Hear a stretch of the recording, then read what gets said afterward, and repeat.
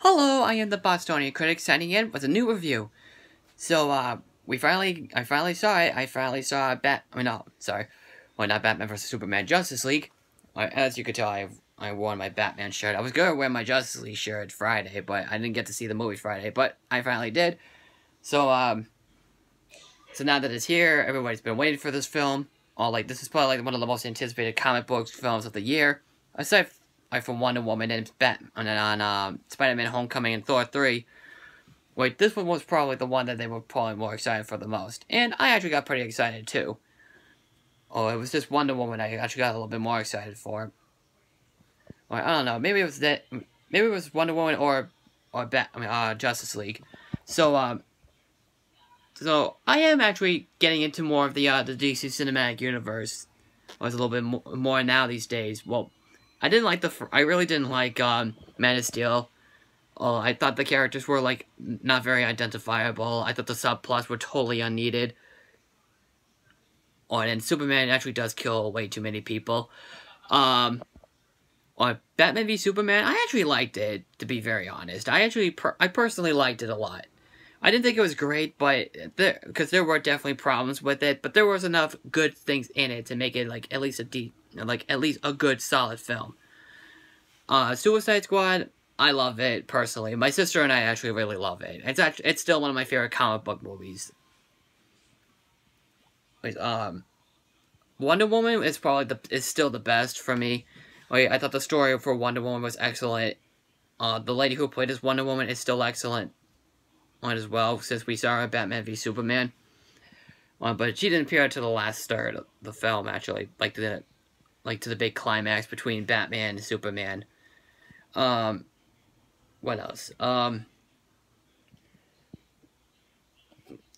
sorry, I'm trying to remember. So now we have Justice League, and this one seemed to be close to being as good as Wonder Woman, but it has some problems, and I will talk about that. But I'm gonna say I honestly loved it. I loved Justice League. So the story is about Batman. It opens up with Batman, played again by Ben Affleck. He stops somebody from robbing an apartment building, and then a creature from another dimension starts to attack him, and then he's starting to realize something is about to happen. So he and Wonder Woman, played again by Gal Gadot, try to make an alliance. Batman tries to get the Flash, known as Barry Allen, played by Ezra Miller, and also get Aquaman, played by what's his name? Played by Jason Momoa, Jason Momoa, and Wonder Woman tries to get Cyborg, known as Victor Stone, played by Ray Fisher. So while that's going on, there's an evil villain coming he escapes from I think he escapes from a prison or something, but he actually comes to Earth to steal all 3 cubes or something, which is kind of like the Infinity Stones, and also that teleportation thing, like you see in the Avengers, but it's actually kind of cool. They're kind of like the Infinity Stones or something, but I won't give too much away for that. But he has to steal 3 of them in order to rule the entire universe or the entire world. But so it's basically up to them to save the entire world, and see if they can actually keep this entire alliance. So basically that's going on. There's also we still get the other characters from the other movies, like Lois Lane, played by Amy Adams, and Clark Kent's mother, played by Diana Lane, and the whole bunch. And some really cool action scenes, and all a bunch of really good camaraderie and stuff. Blah blah blah blah blah. So, well, I don't mean to say blah blah blah, but still, I'm just trying to talk about the good stuff. So, actually, I gotta talk about the bad things first, before I talk about the really great stuff about it. The problem is with the film, the story's a mess. It is pretty much a mess, and also, there were actually some scenes that did actually kind of need to be added. Like, there needs to be an extended version of this film, like how Batman v Superman was. But, honestly, the stuff that, the scenes are really good, though, like, they're great scenes. So what do you call it, and the other problem I have with the film is actually the villain character, Stephen Wolf. You see, the character himself is not in the movie for that long, and his motivation was kind of bland. And I will admit, his CG effects was pretty cool, but it was very questionable. Like, did it really need to be a CG motion caption character? Because you could have at least made it, like put some makeup on it, like how the Marvel movies are doing. So yeah, he was more of a villain. And those are my only problems with the film. But the stuff that's good is really friggin' good. For example, Ben Affleck as Batman and Bruce Wayne, still the best one. Still my personal favorite Batman and Bruce Wayne. Gal Gadot, excellent. I still adore her. The new characters that we got, like Aquaman, The Flash, and Cyborg, all great. They were excellent too. Jeremy Irons as Alfred is still amazing. Lois Lane, played by Amy Adams, is still great. Is actually pretty great in this. But you don't see much of her. This is kind of a spoiler as well, but you don't see much of Lois Lane and Superman's mom. And this is actually, there's only one thing I have to spoil, was that if you remember Superman dies in Batman v Superman, they actually bring him back to life in this movie. I don't mean to spoil it, but you're like, oh no, you're spoiling. Well, this is the only thing I'm gonna spoil because it's Justice League. You can't do Justice League without Superman, because you kind of have to admit about that problem in the last film, in Batman v Superman, on that they did kill him off too early. So that's the only thing.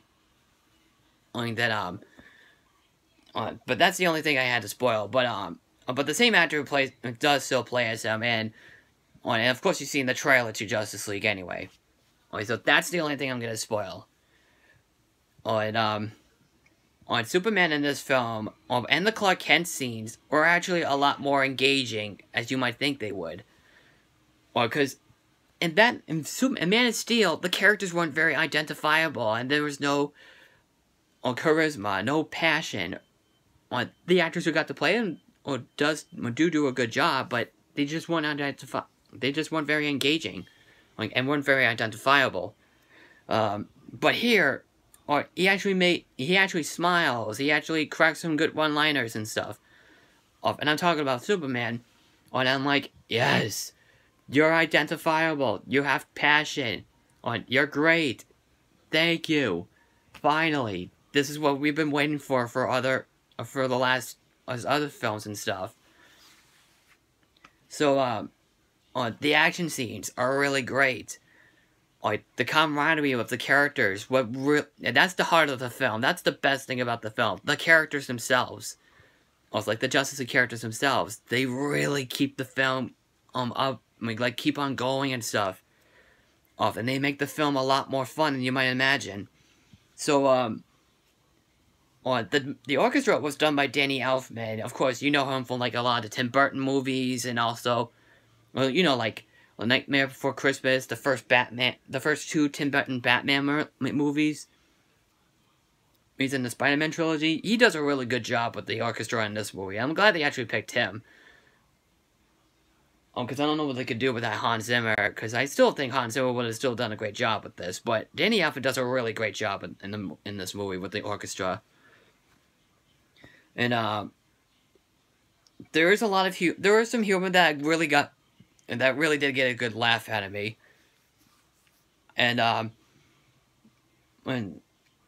so, a lot of it is that we'll be building up for the second film, which I'm hoping that I hope they do keep that same spirit. And if Joss Whedon does work on Justice League 2, I hope he kind of does. So, parts of the film did feel like I was watching a Zack Snyder film, and the other part was, like, I am actually watching a Joss Whedon film because because a lot of it did made me feel like I was watching the first Avengers again, but in a great way. So overall, I definitely loved Justice League. It was great. It was so entertaining. It was really exciting. The action is great. Most of the characters are great. Aside from Steppenwolf, or whatever the hell you call him, or Stephen Wolf, or Steppenwolf. I don't care. Oh, he was just kind of bland. But if you haven't seen it yet, definitely check it out. It's definitely worth the price of admission. And so, my next review right now will be Thor Ragnarok, because I know I haven't announced it on Twitter, or that I would go see it, but I just haven't gotten the chance to yet. So now I'm finally gonna go see it Sunday, and that's basically the next video you probably will see, or unless I'll make another video. Actually, I'll make another video before I see Thor Ragnarok. I might, but if you like what you see right here, click like on this video, and don't forget to subscribe too. And what are your thoughts about the film? Did you like it or dislike it, or did you really love it? So comment below, and I will see you in the next video on the Bostonian Critic, and I'm signing out. Take care.